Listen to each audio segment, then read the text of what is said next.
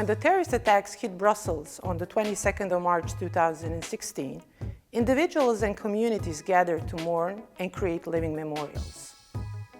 But how important are memorials for the recovery of the victims?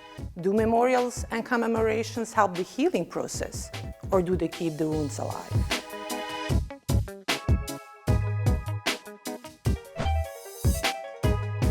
Terror attacks are horrifying, and when it happens, we feel fear, anger, sadness, confusion, and sometimes all at once. But from 9/11 to the Brussels attacks, society has been using remembrance to show emotional closeness and solidarity. Remembrance is a critical component of the healing process for the victims, their families, and the general public.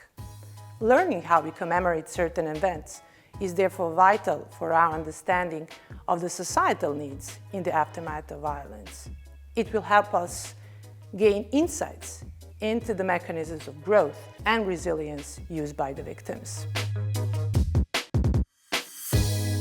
Historically, memorials have honored war victories and valiant heroes, as for example the memorial in Waterloo.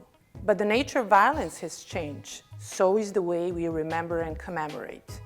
New social practices of grief are emerging. In the hours and days after a tragedy, grief takes place very publicly now, in the streets and through our TV screens.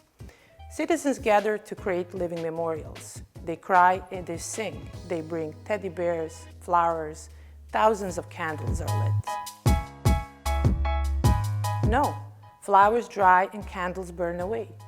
Usually for the first anniversary of the tragic event, a permanent memorial is created, as for example the memorial in Brussels.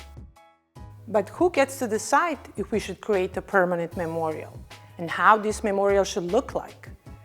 My research shows that societal memorials are important aspects in coming to terms with a collective tragedy. But when it comes to the creation of a permanent memorial, survivors believe that memorials should help healing the wounds inflicted by violence instead of keeping them open.